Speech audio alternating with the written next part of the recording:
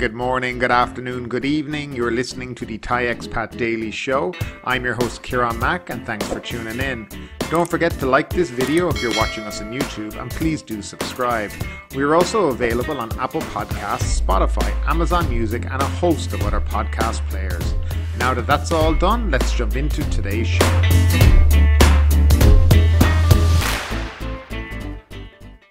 And we will start off with the nationwide daily COVID report. There were 19 more COVID-19 fatalities and 7,681 new cases registered during the previous 24 hours, the Public Health Ministry said on Wednesday morning.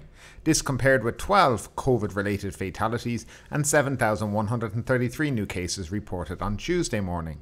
Now, 2,048 were probable cases by way of ATK and 19 deaths, as we said. 277 cases were from abroad. That's a total now of 11,222 cases that have come from abroad. Out of 66,286 patients, 37,313 are in hospital.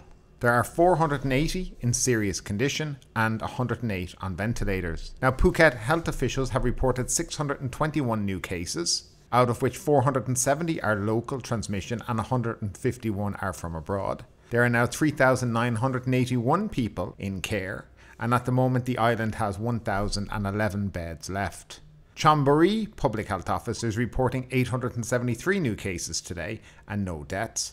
Most new cases are in Chonburi City, Sriracha and Ban Lamong Pattaya area. There are now 7,482 patients in care. And in relation to Thailand's vaccination program, 513,208 people were vaccinated yesterday. Most people were receiving their booster dose. And so far in Thailand, 71.6% of the population have received a first dose, 65.3% a second dose, and a third dose just over 12%. And moving along to the first story of the day, Thailand's egg prices to be set on Thursday, chicken prices held for 6 months. The Internal Trade Department will meet with representatives of chicken farmer, chicken egg traders and exporter associations on Thursday to decide whether egg prices should be allowed to increase as is being demanded by chicken farmers. Internal Trade Department Director General said the meeting today called to discuss egg prices and ways to help ease the cost of living of consumers in the wake of rising pork prices was not conclusive, and all stakeholders agreed to return on Thursday to resolve the problem.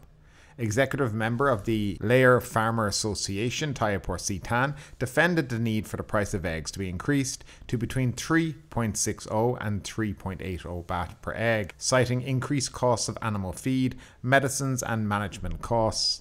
He said that in the past, chicken farmers have been trying not to increase egg prices, but now the increased production costs make it impossible for them to maintain the prices without going broke in the next few months. Earlier today, Kunwatanasak said that chicken farmers, traders and exporters agreed to freeze live chicken and chicken meat prices until June, while the Livestock Development Department and chicken farmers will work out ways to increase chicken production to meet the demand for domestic consumption and export. And moving along, 4,000 a day applying to visit Phuket. Phuket remains a popular travel destination among international arrivals as over 4,000 applicants are submitting forms to enter the resort via the Thailand Pass system each day, the Phuket Tourism Association said on Tuesday. PTA President Kun Bumikita said that most applicants are from Germany, Russia, Kazakhstan and the United Kingdom and the United States and France. On Tuesday, the association logged 4,288 requests. The number of applicants implies the countermeasures against COVID-19 are both working and inspiring confidence in tourists, he said. Of the international travellers who tested positive for the novel coronavirus after arriving here, about 70 to 80% are infected with the Omicron variant, he said, adding 90% of cases only showed mild symptoms. The patients can stay at their hotels if they can remain isolated in their rooms, Mr. Bumikita noted. The hotels must also have received the Safety and Health Administration Plus certificate from the Public Health Ministry. If hotels have not prepared rooms to isolate infected tourists, the hotel managers will coordinate with authorities to find suitable facilities such as hospitals, that's a hotel cum hospital, and newly set up traveller community isolation wards, he said. Currently, 126 out of 480 hotels have registered for the scheme of hotel room isolation, meaning they have allocated some of their rooms to isolate infected travellers who show mild symptoms. The total number of rooms under the scheme in Phuket now stands at 650, he said. The PTA expects the number of accredited hotels to double to 250 soon, he added. In addition, Bangkok Hospital Siri Row in Phuket will join hands with a local hotel to add another 100 hospital rooms, he noted. Phuket will launch 3 TCI centres today. The centres will be an option for infected travellers who cannot find hotels with specially isolated rooms or wait for health insurance approval to stay. And moving along, Thai government pushes ahead with international tourist tax. 300 baht per visitor begins in April. The Tourism and Sports Ministry promotion plan for 2020 will be themed Amazing Thailand New Chapter, introducing new selling points from January and collecting a 300 baht entry fee from foreign tourists from April, government spokesman Thanakorn Wambunkanchana said on Wednesday. The plan includes promotion of white routes for tourists in line with a bio, circular and green economic development strategy for more sustainable and safe tourism, Mr. Thanakorn said. Also under the plan, from the start of the second quarter, April, an entry fee of 300 baht will be collected from foreign tourists arriving in Thailand, the spokesman said. The 300 baht fee will be used to develop tourist attractions and for accident or death insurance for all tourists. The maximum insurance payout would be 1 million baht in the case of death and 500,000 baht for medical expenses. The charge will be included in airfares. The means of collecting the entry fee from people arriving by land was still being considered. According to Mr. Thanakorn, the Tourism and Sports Ministry expected revenue from tourists this year of 1.3 to 1.8 trillion baht from 5 to 15 million foreign tourists. He said if tourists were mainly from Europe or the United States, arrivals were estimated at 5 million this year. This would rise to about 7 million if tourists also came from India. If in the second half of the year, China allowed its citizens to travel abroad, the number of tourists arriving in Thailand this year would rise to about 9 million. If Thailand reopened the borders with Myanmar, Laos, Malaysia for tourism, the number could be as high as 15 million tourists in total, Mr. Thanakorn said. The number of domestic tourist trips was expected to total as many as 160 million, generating about 700 billion baht of local income. Despite the prevalence of the Omicron variant of COVID-19, the government would continue with its tourism promotion campaigns, he said. Mr. Thanakorn said Prime Minister Prayut Chan-o-cha has instructed state agencies to monitor the COVID-19 situation both in the country and abroad in order to be able to draw plans to restore the country in all aspects by keeping the economy and public health in balance. So I think we brought this to you a few months ago. They were discussing about this 300 baht fee. I actually thought they pushed it up to 500, but I think they've brought it back down again. Now, 300 baht is not very much money. They're going to put it in the airline ticket. You probably won't even know it's there. If your ticket was going to be 21,100 and suddenly it went to 21,400, it's not going to stop you paying for your ticket and going to Thailand. But I guess a lot of people online still seem to be complaining about it. And I do get where the complaints come from. It's not a good look, especially when a country is crying out for tourism and then it looks like you're just trying to take advantage of everybody that's coming into the country and trying to basically get as much money as physically possible out of them. I mean, at the end of the day, remember that tourists coming to Thailand have to have this expensive insurance. By the way, you're still going to have that mandatory insurance of 50,000 US dollars. So I don't know what this insurance is for because I doubt it would be anything substantial. So you're still going to have your normal travel insurance. Then you have to pay for your PCR tests on arrival in the country and your second one, a week later. So yeah, it's all adding up and there's more and more money, yes, being spent in Thailand, but it's not a good look. Especially, as I said, we're in the middle of a pandemic and the country really do need tourists. For me, I'm not going to cry over 300 baht. It's not a great amount of money, okay? I mean, if they're that desperate for it, I say, here, have it. But I would be worried about where the money does go to. They're talking about investing into tourism areas. I mean, really, will that money actually go there? And there needs to be, I think, within the country, committees that will follow that this money is being used for what it's meant to be used. And again, also details about the insurance policy that you're apparently going to give every tourist coming into the country should be published so they can see what they're getting.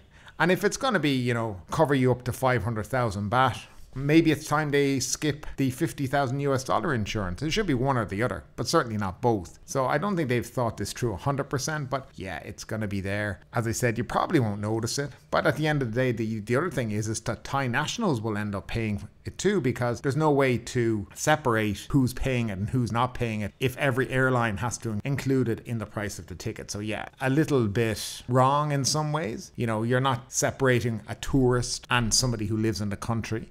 And I think that also has caused some people to get a bit annoyed on social media. But I'd love to know what you guys think about it. I mean, does it bother you? Does 300 baht extra on your ticket, is it going to stop you from going to Thailand? Or you just, you know, what do you think of this fee? Is it a quick buck for the Thai government? Do you think you're going to be getting value for money with the insurance that they're going to give you on arrival? I'd love to know your thoughts, guys, down below in the comment section, as always.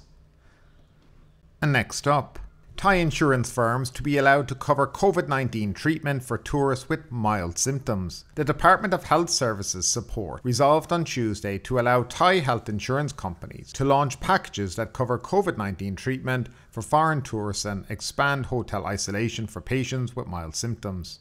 The Department Director General said the key problem among foreign tourists is their health insurance does not cover treatment expenses if they are infected with COVID-19 and develop mild symptoms. In this regard, the department has proposed that the Office of Insurance Commission allow Thai health insurance companies to launch packages that cover COVID-19 treatment for foreign tourists, he said. This will help foreign tourists to make faster claims for treatment expenses. It normally takes 7 to 10 days to claim expenses with some foreign health insurance companies. Taras said that more hotel operators are requesting that they turn their facilities into hospitals under the hotel isolation scheme. He pointed out that Chonburi has launched a hotel isolation scheme for tourists, with most patients developing no symptoms. Taras expected hotels in tourism provinces to be allowed to operate as hospitals. Treatment expenses under the hotel isolation scheme will remain at 1,000 baht per person, in line with National Health Security Office regulations, he said.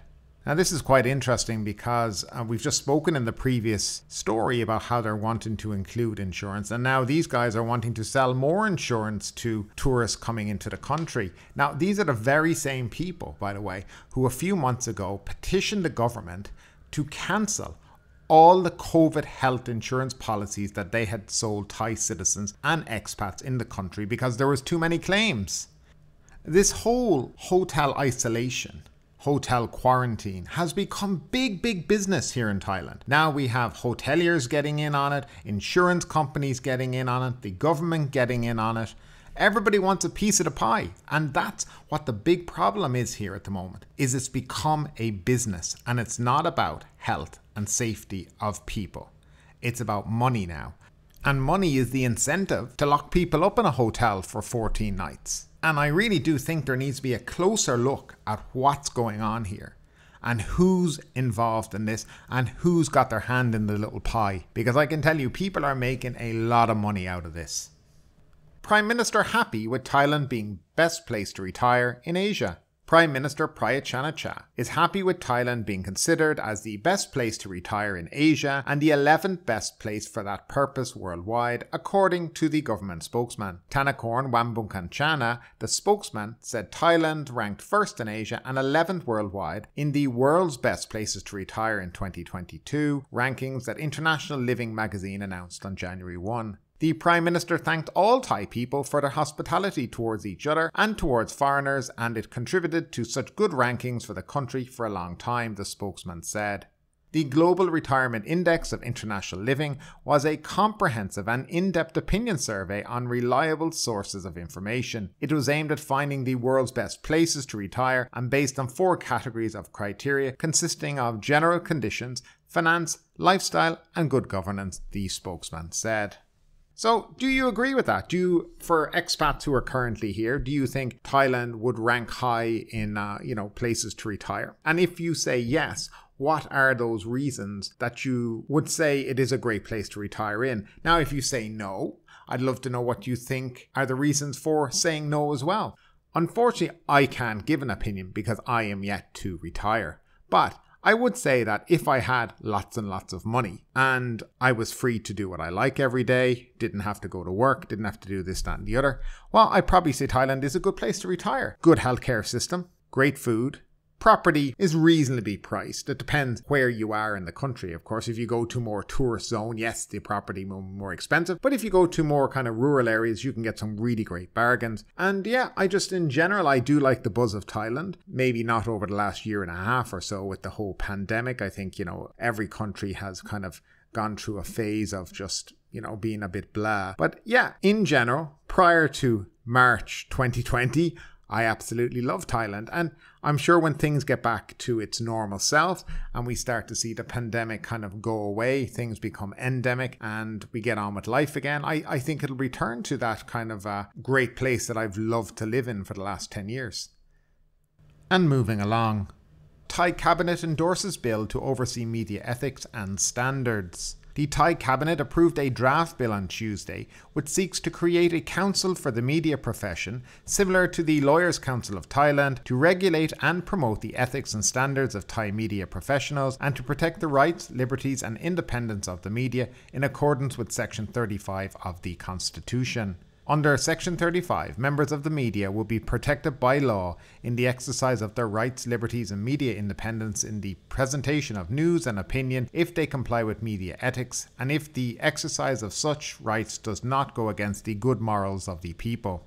One highlight of the bill, proposed by the Public Relations Department and drafted by the Council of State, is that members of state-run media have the right to defy the orders of their superiors if such orders are deemed to violate media ethics, but the exercise of that right must take into account the objectives or mission of state media. The Media's Professions Council will be run by a 10-member board to be selected from people who have experience or have specialised in professional media, in human rights or in consumer protection laws. The council will receive annual funding of at least 25 million baht from the Broadcasting and Telecommunications Research and Development Fund for Public Interest. The Media Profession Council will be assisted by a permanent office which will take charge of general and accounting affairs and facilitate the operations of the council and the ethics committee.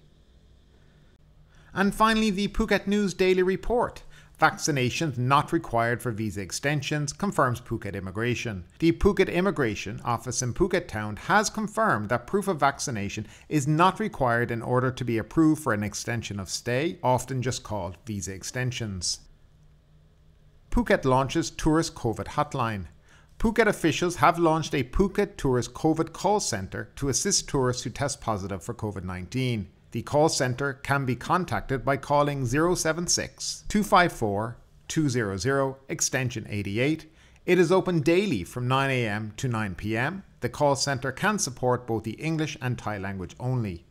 And finally, Phuket's critical situation spurs call for increased support. The deteriorating tourism situation, plus the rising number of Omicron cases across Phuket, has sparked a demand for immediate and increased community support, reports local foundation Living Waters Phuket. But ultimately, with this story or anything else that stood out to you today, I'd love to know your thoughts in the comments down below. Because yes, this is a news show, but it's also a conversation. Now keep that conversation going, make sure you like this video, subscribe to the channel, share the video, and do all the good stuff that does help that YouTube algorithm. But ultimately, my name is Kieran Mack, you've been listening to the Thai Expat Daily Show, and we will see you next time.